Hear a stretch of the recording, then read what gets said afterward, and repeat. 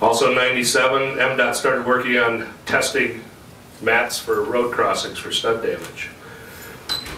'98, I saw MSA hire Reith Riley to do research on asphalt for stud damage.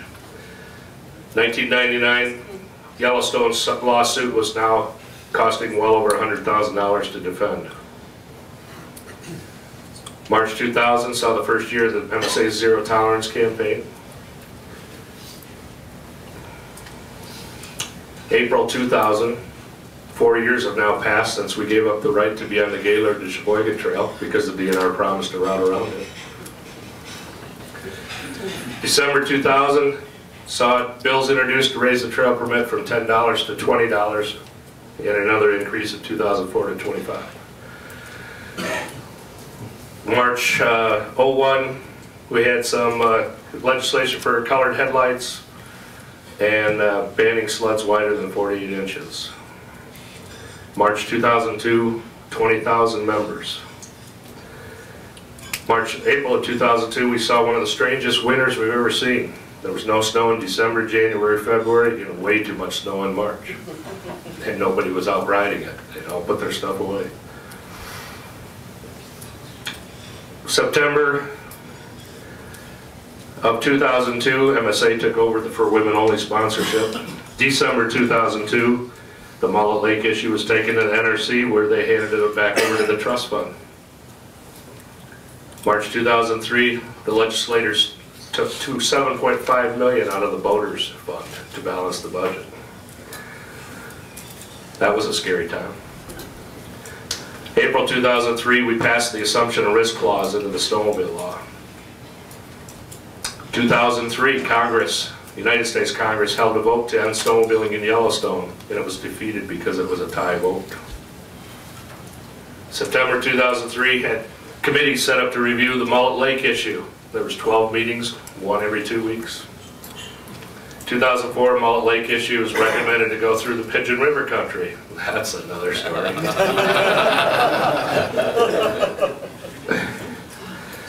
2005, Mullet Lake was still the issue. 2006, saw us working with the governor's office to end the Mullet Lake issue. Or we were going to write a lot of letters. And that's what it took to get through the Mullet Lake issue.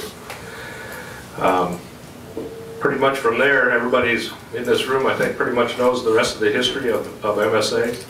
Getting back to the flow chart here, like I said, the original bylaws state, or the bylaws state, that this association is run by the board of directors. But because it's such a large state, the executive committee was put in to act instead of the board of directors.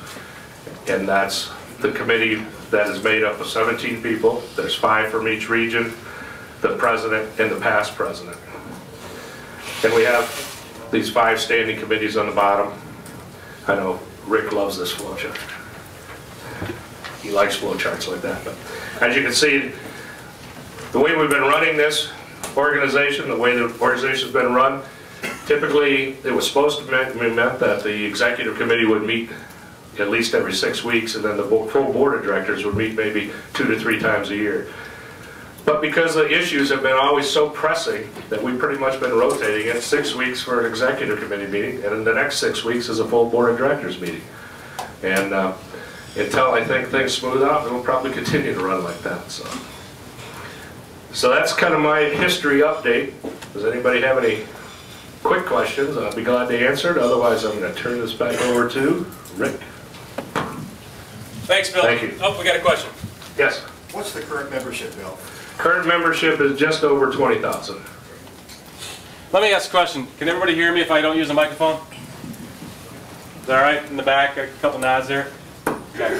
Just because I'm using my hands a lot, and I might throw the microphone and hit Jim in the head. Where we were, we just heard. Where we are. Well, there's a lot of issues, right? And there's a lot of opinions. Where are we going? Today we build the foundation of where we're going as a snowmobile community.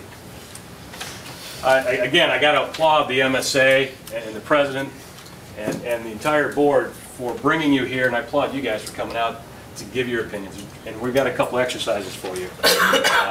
No jumping jacks. Karen. Damn it. We're not doing that.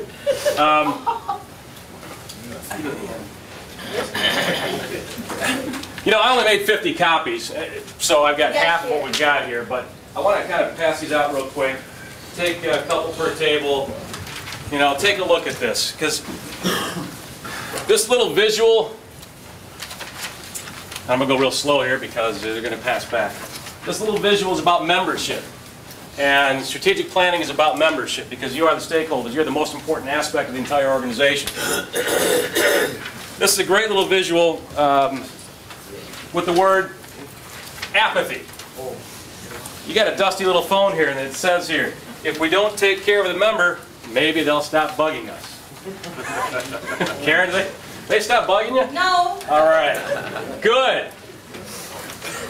And I think this illustrates the fact, and the fact that we're here, it illustrates the commitment of this MSA Board of Directors, your leadership, to move snowmobiling forward in Michigan. The last couple of years, as Bill was giving this history, wow, did you notice how the issues got hotter, more intense, and the impact that the MSA and all of the volunteer leaders had on it? Low leg. You know, I was born and raised in Gaylord, not too far from here. And that issue, even though I'm downstate, you know, I read the Herald Times, I watched that issue come through, and I watched the MSA deal with that issue. And I know the politics in Lansing, and that was a hell of a job. Hopefully 6th round in the future. There's a lot of issues, and we're going to get into those here yet today. You still hear me, right? Let's pull out a good friend of mine, Mr. Theodore Roosevelt. We'll pass these out, too. A little bit about association, and compare and contrast what associations are historically and with the history that we've just heard Bill talk about. Let me ask if anybody can take a guess as to how many associations there are in the United States. 5. How many over here? I heard a number. 5? 5? How many associations in the United States? Thousands. Thousands. Anybody else? Millions. Do I hear millions? Billions? Well, I don't know about a billion, but 16.5 million membership associations in the United States. How in the hell did we got 16.5 million membership associations in the United States? It goes back to Teddy Roosevelt. Teddy Roosevelt, in his day, looked out upon the great land of the United States and says, wow, we have groups forming all over the place where there is a special interest. And they are doing the work. They're doing the yeoman's work for their special interest, for their community, for their issues. And as a government, we ought to support that, because guess what? We got a ton of free labor. Tons of free labor, right? And so today we've got 16.5 million membership organizations as codified by the IRS Code 501. And I'm not getting into 501c3, 1, 2, 3, 4, 5, 6, 7, 8. But there are different codifications. And Teddy Roosevelt noticed that back in his day. So he's credited with the development of associations in the United States. And think about this for a moment. How many other countries have associations doing as much work as the United States? None. Canada, maybe. A couple. But they're still bringing their trash to Michigan. There are folks in the association industry that are going to foreign countries and teaching them that you have volunteer leadership that can impact public policy, public interest, and all the good things that society can bring. We've got this great strength here.